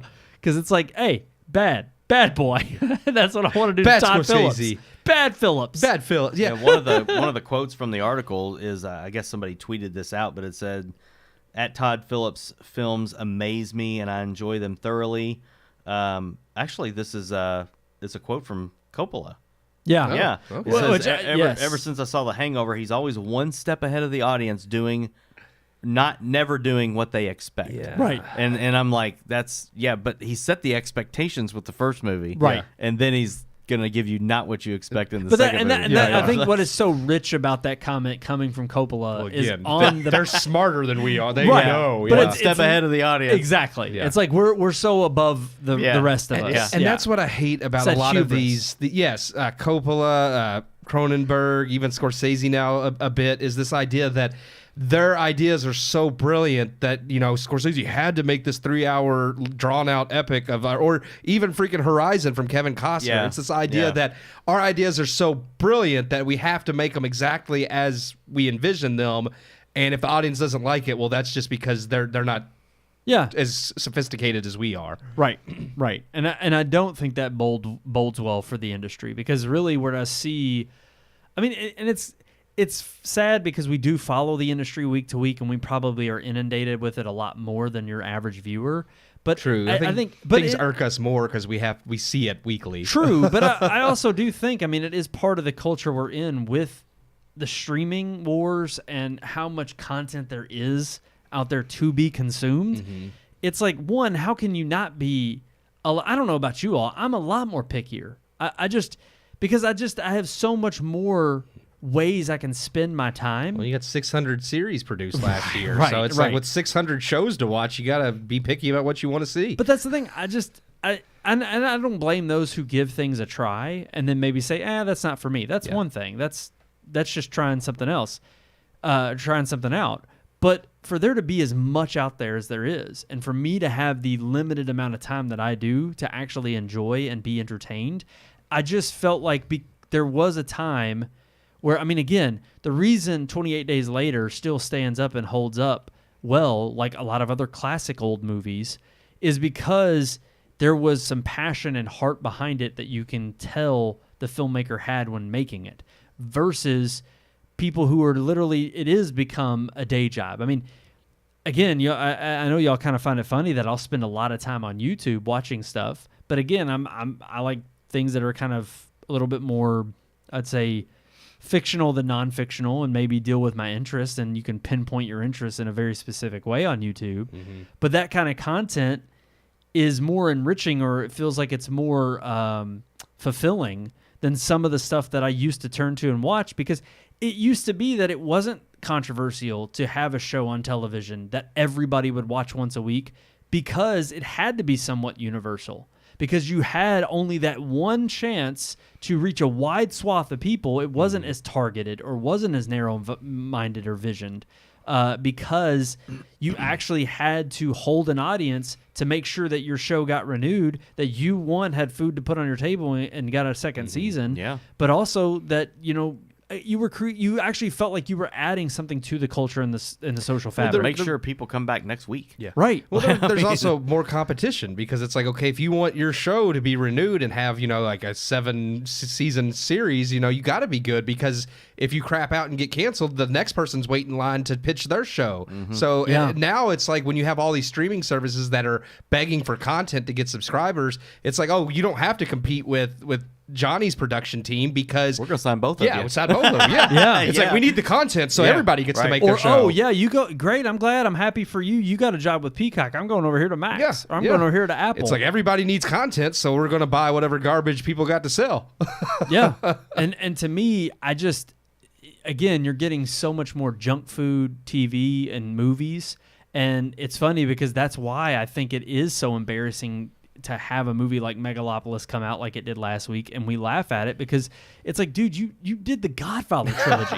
It's like you went from the Godfather trilogy to the Megalopolis, and you thought this is a masterpiece? Hey, Jack was in between there. True. The true masterpiece. That's on Disney Plus. I didn't even realize it. I accidentally hit the Disney Plus button on my Roku. Accidentally. It's a sin. I shouldn't have hit the Disney No, I mean, Plus. because I didn't watch anything on there. Like, I was picking up the thing and pressed the... And you were like, my oh, hand. crap, but nobody watches and that. And it popped up, and I was like, well, I'll see what... No, I mean, because I still had to go into my profile. So I was like, I'll see what's on Disney Plus. So I clicked in my profile, scrolled through, saw Jack, laughed, and I just backed out. I was like, there's nothing on it. I was like, I don't want to watch anything on here. It is. It's just a sad state we're in. And I think it's the reason why, again, you have that butting of heads between the consumers who actually want legitimate, actual content versus the studios who are just like, no, you're going to like what we give you and you're going to enjoy it. And it's you have a conflict of interest. It's not actually working out for either party. And even though there's more content than ever has existed in the world of man now than there ever has been, you still find ways to just say, well, this isn't for me, or this isn't entertaining. This isn't worthwhile to waste my time on. And if you're Rings faced, of poo. Yeah. Oh gosh, Rings of Poo. Don't even get me started on that. I stopped after the second episode of the second season. Do you still watch clips? No, I have taken to watching, thank God, like Nerderotic and Geeks and Gamers. You didn't see Tom Bombadil and Gandalf together? You know what I'm talking about? Yes. Are you serious? Oh, there's people who loved it too. I saw comments online like, I got a tear in my eye when they started singing together, and I was like, they sang? Yeah. And I was like, which is I've got to watch within it. the Tolkien universe, that's fine. Yeah. But it's how you like. I like the dwarves singing in The Hobbit. Because no, but it's very I immediately rustic think of either Agatha All Along or what was the latest? Check that out. No, they tried to make it in the vein of Tolkien. I'll give them that. But what was the last one? That was a musical that sings? No, it was the last flop that Disney made, the Star Wars one, Acolyte. And it's like, then they start singing from men. Or wait, what is it? Something. Yes, it's something like that. The power of one, the power of two, the power of many. Yeah. I would say it's equally laughable. In my opinion, people liked it. I was just I can't believe you people liked that. They pull from like lines from Harry Potter where it's like the staff. The wizard doesn't pick the staff picks the wizard. See, and they literally call Sauron, like they literally say, you are the Lord of the Rings. Yeah. It's so bad. Oh, I did hear that part because I think that was in the second, or he mentioned something. He's like, there will only be like one Lord of the Rings or something. Yeah, it's and then horrible. There's the way they say, they allude to Gandalf. Grand Elf is where the name comes from. Yes. Well, that is actually part of Tolkien lore, but it was terribly done in the show. Exactly. Yeah. It's like, and then, but you see these terrible. I mean, it was so on the nose. No, I think the other thing Grand Elf. I get so pissed about is you have the mainstream media like IGN and GameSpot and all Variety, Hollywood. They're all in bed with one another. One, they're all owned by like one parent company, so they're just derivatives of the same parent company that hire like-minded individuals, so they all regurgitate the same junk headlines. And when you see headlines come across like, we finally learned the origins of Gandalf's name, like some big reveal, and I'm like, they pump up this schlock, I'm not going to say this word, they pump it up as if it's some new wave, like hot again. Like there is something that's actually worth consuming. He's revealed to be Gandalf. All the headlines were like, they finally revealed the identity of the stranger. Like we haven't known who he's been. We didn't know what's his name was Sauron. Like I don't want to go off on a tangent. Yeah, no, we got. It is indicative of exactly what we've been talking about as to why Joker 2 Folie à Deux failed, and also why we continue to see these huge failures from huge IPs. Because a lot of times what it is it has nothing to do with the original work or the original intention of the entertainment behind the work. It all has to do with, this is a money maker. They think we're stupid. They think the fans are stupid, and they will just consume anything that has Lord of the Rings in the title. And that if it's somehow associated, they'll just consume it. And it's like, look, I consume Peter Jackson's Hobbit trilogy, and and trust me, those are not perfect films by any means. But they are still far and away better than anything else we've gotten. And at least there you could argue with production, issues and whatnot that sprung from him doing those movies. But we really are. I think we're in a funk creatively, and I think it takes not only a new wave of talent to come through the industry, but also it takes balls, and I think less cowardice for people who are in the industry to also say, I'm not going to do this just because you want to make another $1 billion franchise.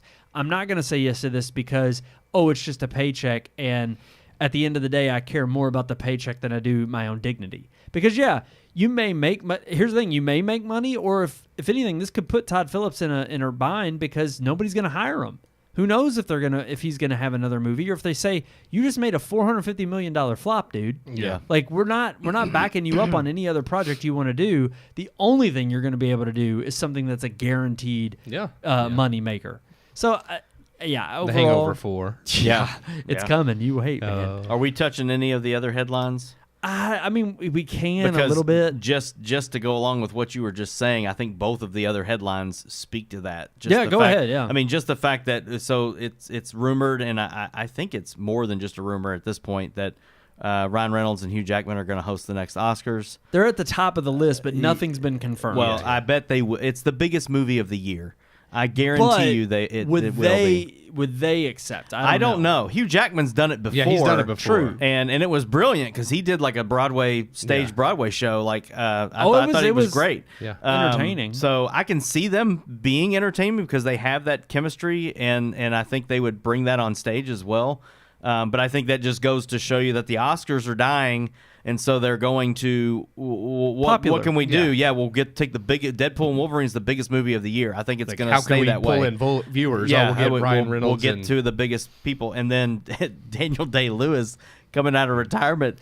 To me, that's doing that's that for another his son. Oh well, baloney. This is his son's first directorial debut, and he's going to be in that movie for him. Baloney. I mean, I will say the premise of the film, he needs money. Whether artsy fartsy, I don't think he needs money. I just think he needs. He's looking upon the films that are out right now and being like, yeah, I need to get back out there. I need to bring it back. I don't think it's that. I think he wants to help his son. Well, and I think it's a little bit more nepotism of like, hey, my son's directing a movie, I'll be in it. I don't think it's like my name will draw somebody. Yes, exactly. I don't think it's like an innocent, like, I just want to do this to help my son. I think it's, if I'm in my son's movie, people will go see it. Right. Yeah. And then look, hey, I'm not going to complain that. Like, it's a dad helping out his He really is. Yeah, it's his dad helping out his son. I just laughed too that it's like. But the actual premise of the film is about a relationship between like sons and fathers and like different generations of men. And so I'm kind of intrigued to see what it could be, but who knows how that's going to be taken in Hollywood. I mean, with someone like Daniel Day-Lewis, who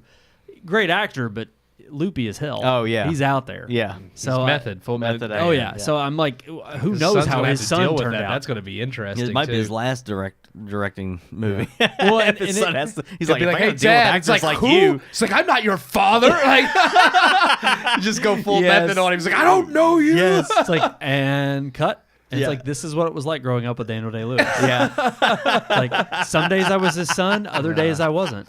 Some days I was a little Indian boy. Right. Other days he was slapping me because he was Lincoln. It's like, I don't know. During There Will Be Blood, he was probably throwing food at him at the dinner table. I drink your milkshake. Throwing chicken at him. But no, okay, all right. Those were good wrap up on those. Okay. It's like everything in Hollywood is just recycling. Oh, it's working.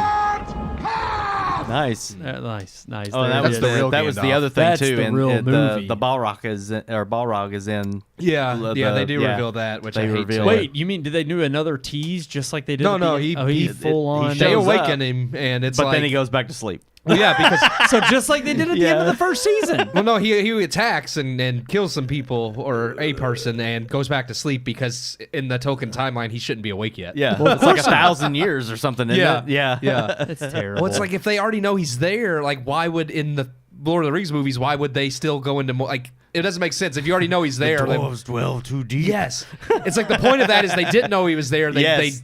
drug deep, woke Dug him up, deeper and all woke died. him up, and then that's the Yeah. end. That's curtains. And it's Yeah. like, oh, they But dug deep, no. woke him up, but then he went back to sleep. So they're like, oh, we can keep digging. We'll dig deeper. Yeah, stupid. Yeah. Well, what they didn't really tell you is in Two Towers when Gandalf defeats him, he Yeah. didn't defeat him by killing him at the sword. He sang to him. Yeah. Oh, and yeah. that was how he really Him and defeated. Tom. Yeah, that's right. He called up Tom. Is like, we got to sing this Balrog back to Yes. sleep. All right, let's head into our story time. It's story time, where the podcast members tell their stories. Story time. Stories. Lullaby Balrog. All right, Lullaby. Balrog. I like it. Lullaby Balrog. Gotta sing him to sleep. Balrog. I like it though. What is it again? Our- Your segment? Our segment this evening, to coincide with the Halloween season we're in, is Yeah. your favorite trick or treating story. This says memory. That too. I mean, same difference, I right? threw in I know. story because of story time, but It's yeah, not- memory. It's not called memory time, Keith. It's called story time. All Come on. story times are memory times. Are they? Maybe some stories you good, don't want to some bad. remember. In the multiverse. He's turned into Hollywood. The multiverse is over. So what's your all's favorite story time? Favorite trick or treating memory? Yeah. It's funny because I mean, I feel like it's just a merge of like because every year was a variation of kind of the same thing growing up, going through the neighborhood, and it was always great. I do remember I have like maybe 2 or 3 distinct memories. One of which was after you had moved away when you did come. I was gonna say, that's and we one of trick or mine. treated Yep. together. And I think were you a ninja that year? I want to think- say I you think- had a well, ninja outfit, or maybe it was a hot red ninja? No. Ooh. A Ninja Creamy. Oh, man, I just got one. I'm so excited. But I do remember your parents like coming over. And I was a ninja, but only because I was wanting to be a. I had like a spandex suit, but I wanted to be a Mortal Kombat character. That's Oh. yeah. And they didn't have enough time to really finish it, so I just became a ninja, and Yeah. it worked. It worked out. Became a ninja. Yeah. It works. But Yeah, it is yeah. funny. You're right. I do remember that. You know what's weird is that I remember what you were, but I cannot for the life remember I what can't I remember was. what you were. Yeah, I don't remember. Have you been a pirate? I don't know. Is that sound right? A pirate? I don't remember being a pirate. I I know- remember specifically one year because like I had a lot of maid costumes too, but I also like every now and then would get like bought costumes. And I remember I don't think it was the same year, but I do remember one year the like the swamp monster from Goosebumps. I had that costume. Ooh, that would have been good. And that was really cool because like I loved that costume. But I actually, that was going to be one of my favorite trick or treatings because like I just moved, and of course I did my neighborhood, and it was a new neighborhood, but there was plenty of houses. But then it was like I was really psyched about going over on Brackenberry, and of course back then you're talking about a time where it literally makes me think of in movies like even Beetlejuice it just came out, but I'm trying to think Hocus Pocus, where you just see the streets filled with kids Yeah. all over, And they were out trick-or-treating. like late because it's Yeah. like you could trick or treat one neighborhood and then go to another neighborhood Yes. and keep trick or treating because Yeah. people didn't stop at like when it got dark like they do now. It's like you kept going until like people I would say- started turning their lights out and no longer giving candy. Funny enough, now it's like I'm more or less stick to it's like we'll typically go to E-Town or my brother's neighborhood. We still go to Brackenberry, like my parents. Oh, nice. Yeah. But I mean, it's like- actually a decent. It's not as like when we grew up, but Yeah. it's actually still pretty decent. And that's the thing. I actually like the fact that they're part of a neighborhood where they actually do have lots of kids that do trick or treat. Oh, yeah. That's And always it's weird great. because it has shifted to, and I think it's more so because of the parents. it's earlier now. Yeah. It's like definitely before it gets dark. Oh, yeah. And It's like it starts at probably like 5 done. o'clock and it's Yeah. done by Yes. like 8. That pisses me off. It's from See, like 5 and- to 8. And Yeah. I'm in the same boat. I I mean, preferred when it was dark. You got to give it. I mean, it's just them. They're being safe. It ain't safe No, to you're walk right. around as a kid anymore. Yeah. It's not. Back when like we could trick or treat till like 10, 11 o'clock at night and yeah. nobody thought nothing of it. Nope. But Well, and most of them in that neighborhood they're going with their parents. Yeah. And their parents Yeah. are with them, but they don't want to stay out late. So it's like 7 o'clock. They're done. They're Now, wrapped in up. our neighborhood, the parents drive That's and late. sit out there in the there's street. there's a few that do it. I in- hate that. I hate that too. There's some that do it in my neighborhood or in my Here's parents' the neighborhood thing. too. There's some I don't like it either, but there are some that I think have reasons for it. And it's like usually it's like a truck and they have the tailgate down and like they're either riding along and like have a slew of people, like if they've had visitors or something. So it's kind of like a way for everybody. Yeah. But to me, I'm like, in yeah, my neighborhood, it's bougie people. Really? They don't want to get out of the car. They don't want to walk. They got people on golf carts. See, I'm that like, gotta drive get the around and pick 'em up. exercise in, I'm like, you come know? on. Unless like there was one year I remember it was raining but not heavily. So like me and Miranda and the adults like rode in the car and then just followed the kids. Like y'all walk in the rain. there it's just taking advantage of being an adult. you know, that's- And then the only like the other memory I distinctly have is actually trunk or treating at Valley Station, and it was because usually that would be like in the parking lot, Yep. but I don't know if it was just storming that year or what have you. But there was one year where they did it in Fellowship Hall, and they made up all the rooms, and we went room to room. That's awesome. And I distinctly remember that year. Like I just remember all the rooms being decorated, and like it wasn't like there was actually some like spookiness to some of like they didn't like try to like. They weren't over the top, obviously. It's still a church, but they also didn't try to. the devil's in here. No, they had But scary stuff. But yeah, they had like they I don't- actually, you know, was, I don't know if it you was remember fun. it or not, but in one of the rooms up there, and I can't remember exactly who it was, which Sunday school teacher it was, but they put like a bowl of spaghetti. Yes, they and did. you the had to hor- stick your hand yes. in this, and it was supposed to be guts. They or did something. that. It was like That's a bowl They of did. wet They did spaghetti. the spaghetti and the peeled grapes. I do Yes, remember that yeah, that because was like cool. one Yeah. some rooms had like the candy and stuff you can get, but you went in Others one room was and like it a was little haunted house Yeah, they were kinda like thing. mini haunted Yeah. house, and That's awesome. I loved that when they did that. See, well, here, Sean, you go ahead and tell one of your favorite. I was just gonna say, trick-or-treating the trick or treating. I don't have a lot of them, but I remember the first time that I went without my parents.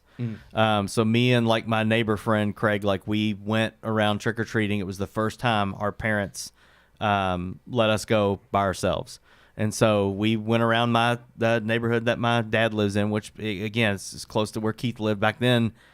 It was perfectly safe to run around at night, all hours of the We would ride our bikes and trick or treat. And I went as a surf guy that got bit by a shark, so I had like a shirt that was all shredded up with blood all over it, and a fake surfboard that I made out of cardboard, and that's what I went as.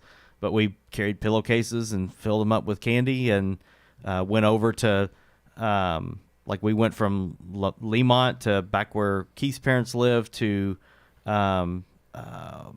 like over where my aunt lives on off Deering Road, and I mean we went around like 2 or 3 different subdivisions, and you know, my parents weren't with me. We made it back. It was just, you can't do that anymore. No. And I think that's why that holds a memory for me, was not just the fun that we had finally getting to go without our parents standing out on the sidewalk walking us everywhere. We goofed around. We hid in bushes and scared smaller kids. Oh, yeah. Jumped out in front of girls that we knew and tried to flirt and scare with them. Of course. Or scare them and flirt with them. But yeah, that's, I don't know.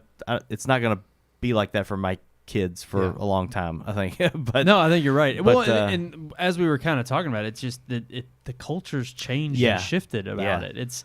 It's kind of sad in one degree, because I was going to say one thing definitely that I know my parents even took part in, whether it was up at our church or even around, like, just to make it interesting about, like, at our own house. I mean, even my aunt, I remember my aunt and Uncle David, Aunt Linda and Uncle David, had a huge Halloween party that I know you and Miranda came to. Yeah, I do remember going to that. It's just like, for some reason, I just remember those events when we were younger, because they actually took pride in throwing something for your guests or, you know, people you were coming over. But it was like they went above and beyond to really decorate, to go all out, whether it was Halloween, whether it was New Year's, whether it was Christmas. I mean, like, Christmas is still, I think, the one big holiday that my parents will still they'll do some cool decorating that's different every year. It's the one that I in particular I know decorate for. I know Keith, you decorate for Halloween. I do more so for Christmas. I mean, it's like, I mean, Halloween is one that I think we were talking about it a couple weeks ago. I was like, I'm a little shocked because I feel like Halloween decorations now are a little bit more elaborate and come out sooner than I feel like Christmas decorations. Yeah.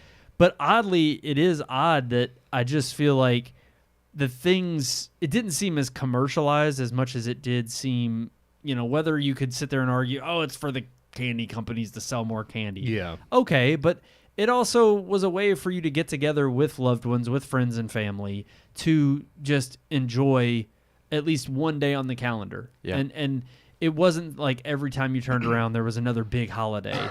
And it was like they actually felt unique and felt very, genuine when people actually celebrated when we were younger.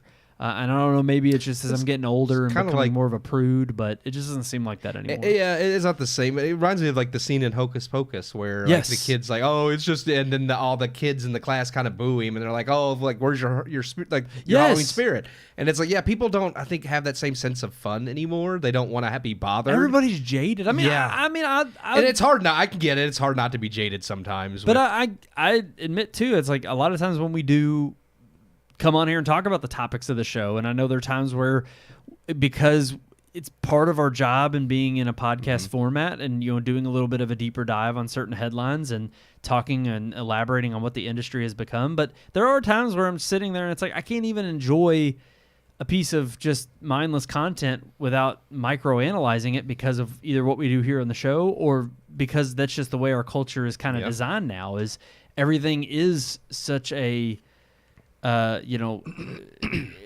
such a micro level, or over analyzing you. I mean, whether it's social media where it's got to be these short bursts of like a dopamine rush, and if it doesn't mean or say anything to you, then you just drop it and move on. Yeah. And I feel like a lot of our entertainment has become that, and sadly it's like when we think about holidays even, it's like the simplest little thing of going to a room that an adult had to take time, and as a kid you don't think about it, but they took time out of their life to decorate it and get creative about how they were going to decorate those rooms at your church to make that bowl of spaghetti and make it real, like something that you would remember years later. Yeah. And it worked. It actually paid off. But there's just so many people that I don't think go to that extra mile, and it just makes you, I think, again, I don't know if it's just I'm getting older or maybe just the world is more jaded now, but I appreciate those moments the more they come along and the more they pass.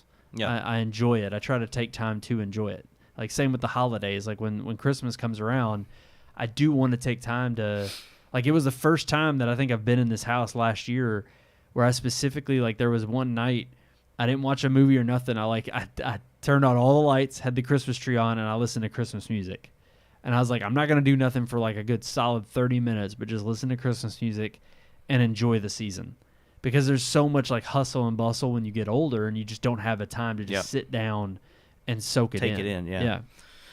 It's kind of funny, though, that we mentioned churches and stuff doing trunk or treats and having stuff like that, because I almost feel like even with something like Halloween that you wouldn't expect the church or churches to partake in, right? It's like they're actually the ones kind of preserving it and keeping it a safe event for families to go to, because that's the whole point, is you go to a parking lot, you get to experience the candy, you get to experience the costumes, you get to experience people decorating their trunks and fellowshipping with one another. Yeah. But it's also a very safe way to do those things instead of going to a bunch of strangers' houses and getting razor blades and you're right. They don't do razor blades anymore. Fentanyl, They do fentanyl. Fentanyl or razor blades. Those aren't just Smarties. Yeah, like, that's right. Your pixie stick's got cocaine in it. Yeah, it's just I think that's kind of ironic that the church is the one that's kind of preserving the culture and the holiday. Trick or treat with trunk or Yeah, treats. exactly. And it's funny because even as much as the secular culture has taken over some other things like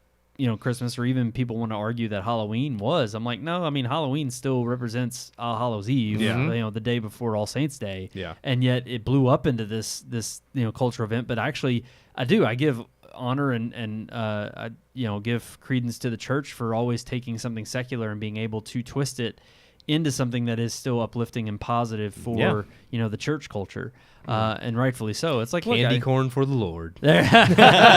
That's right. I hate candy corn. I can't We've stand had this discussion. We have. I mean, I like think candy we corn talked with about peanuts, like because it's like the payday type thing. I do like it with peanuts. That is but I true. don't just eat plain candy corn. The typically. payday thing. There's no candy corn in a payday. No, If you it take tastes peanuts, like it. if you take like a piece of candy corn and with like put it in between like 2 peanuts and eat it, it tastes like a payday. I agree. Yeah.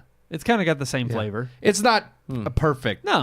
but I mean, it mimics the flavor. Yeah, Okay. it's interesting. But here's the Okay. weird thing too is I mean candy corn is one of those that's like I don't like it, wouldn't buy it. If it's there, I'm like, well, have a little bit. It's not that I don't like it, but like I wouldn't ever buy it. If it's at Right. someone's house, I'm like, I might eat a piece of candy corn, like one piece, 2 piece. I would use it as a decoration and nothing more. Now would that not eat it. freaking taffy, on the orange wrapper and the black wrapper. No. Oh, that stuff! I used to hate that stuff. I can't I don't stand know. it. Maybe I'm getting old now. It's pretty good. Now here's the weird thing. It's old people candy, man. I Yeah, used to I hate it guess. as a kid. They do a form of that for Christmas, and I like the Christmas kind. So I don't know if Interesting. it's just because it's in a red and green wrapper now. Yeah. I don't know, but it tastes different. Yeah, to me. I don't know what you're talking about because when I got it in my bag on Halloween, I used to be like, I don't want. Like I Yeah, used to no, hate those houses. gross. It's like, why are you giving off this candy? Give me a Twix. Yeah, Give the me a Twix. Snickers. Yeah. A Reese's. It's funny because you always had the good stuff that you would eat first, and then like towards the end, like I'd have this bag of like the red and orange. And you're right, Sean. Though I do remember still as a kid, parents would come home and like the first thing they do is like, you're not eating anything. Yeah. I gotta check Go it. through the candy. And they would at least check to see if anything had been tampered with. Back then, man, we had pillowcases full. Oh yeah. Yeah. Yep. I remember thinking like that was a cheap tactic and like I always wanted They like were an weeding actual. out the candy that they wanted. Is Well, what I always thought. yeah, that's true too. But I always sounded funny because I'm like, well, I got older and I was like, I was like, crap, yeah, like a pillowcase is genius. You get more. Yeah.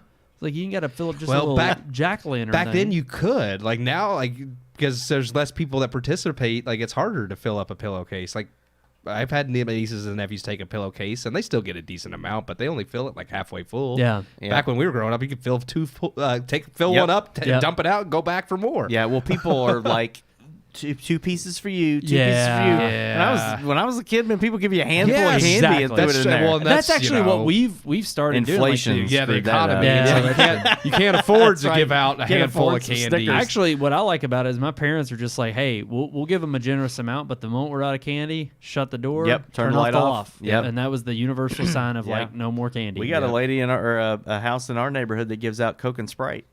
Really? Cans of Coke and Sprite. Yeah. Every Halloween. I remember one year, and it was actually on Brackenberry. A guy was giving out koozies with $1. Nice. I don't know why. Jeez, nice. And it was just Yeah. like, I remember getting $1, and I was Koozie? like, I got money. So now, and again, like it's not a bad neighborhood to trick or treat in right now. It's got some decent, but now like there's one house that always gives out in that neighborhood like the whole like the big candy bars, like king size candy bars, which are really cool. And then there's another house that does like a whole like cookout for the adults. Like you go and Yeah. They you can get candy, but they also have like a little mini grill in their driveway, and Yeah. they stand there and they make hot dogs, and they have like a Dude, cool, that's legit. Well, they Our have hot neighborhood dogs and has a- chili, and you can go and like the kids get candy, and then you can get you a hot dog, and they have their ketchup and mustard out on the table, and it's like, I mean, yeah, you have to trust that your neighbor's not going to poison you, but they've been, yeah. I'm just, but they've been doing it for Yeah. so many years now. It's like I've eaten hot dogs from there the last 2 years and haven't died. Our so- neighbors, Brian and Stacy, they put on Hocus Pocus or a Halloween movie on a projector in their and front show yard. it. Yeah. Yeah. And then we do have somebody in the circle that does a cookout with hot dogs and stuff. See, that's Yeah. awesome. I mean, to me though, that is if you do make it more neighborhood and community based in that regard, that's what you need. I mean, that's honestly what's gonna, for lack of a better term, resurrect the holiday. But it is. That's what I think is going to bring it back to being not only community focused, Yeah. but is going to make more people want to be involved. And I think you are seeing that to a smaller scale. But I think we all come from families and also a generation that valued that and also look for that in our own communities. Whether it is trunk or treat at a church. I mean, I know Our Savior does that, and they have a big trunk or treat every year. It's one of their biggest turnouts, which they have a school, so a lot of the parents come. And that's like a way for them to fundraise and also get involved. Yep. And also just, I think if you're in a neighborhood that can support it, it's awesome. It's fantastic. Yeah. Alrighty, guys, I think that's going to do it for this We episode. didn't go over too bad. No, with not two too bad. reviews, Yeah. And plus, our next review, we haven't discussed because here's the thing. Well, I don't want to say it on the show. Okay. But I know our next Halloween movie, our zombie flick, is actually a comedy. We're doing Shaun of the Dead, a take of Dawn of the Dead. It's spelled the wrong way. I know. Sorry. Yep. Yeah. Not S-E-A-N. SHAUN, which right. is even weirder because I've seen Sean. And SHAWN. that's the one I've seen, but Yeah. I think S-H-A-U-N is like the That British. might be the more British. That's yeah. what I think Maybe. of. Maybe. Shaun Mine's of spelled the Dead. Irish way. So anyway, we've done 2 British zombie films in a row also. Huh. It's Oh, 28 wow, days yeah, and now true. Shaun of the Dead. Yeah. Huh. But that's our next Halloween review, and that'll be for next week's show. But right there at the bottom of your screen, like, share, subscribe, all of our favorite social media networks. That's Red Moon Book on Facebook, Red Moon Tweet on X, Red Moon Pics on Instagram, and, of course, search for Red Moon Productions on both YouTube and Rumble. We appreciate all of the love. And for those interested in reaching out to us the old-fashioned way, Keith's got that info for you. RMPodcast at redmoonproductions.com. Every like it. time. Just love it. It was like, could you do like a spooky one? Smooth like that Can I do coffee. it? RMPodcast at redmoonproductions.com. Oh, gosh, I'm so terrible. It just sounded like the same thing, but in 20 years when he's old. That's true. Maybe. It was like, I was going for a, I don't know. Exactly what I was, yeah. It was spur of the moment. Vincent Yeah, Price. yeah. I need to Yeah, hear yes. Vincent Price. Well, that'd be a little more higher pitch. I don't know if I could do that because he has, like, I don't know. Okay. You don't try to do Vincent. I no don't think offense, I can. but just don't. I don't try. want to butcher it. Don't Yeah. try it. Yeah. Alrighty, guys, that's going to do it for this episode of the Red Moon Podcast. Thank you all so much for tuning in. Until next time, I'm one of your hosts, Brandon Davidson, alongside our normal new host, Sean Sebastian. and... Boris Karloff. I don't know that fell. That's what I was thinking of with the last one. Don't do him either. Yeah.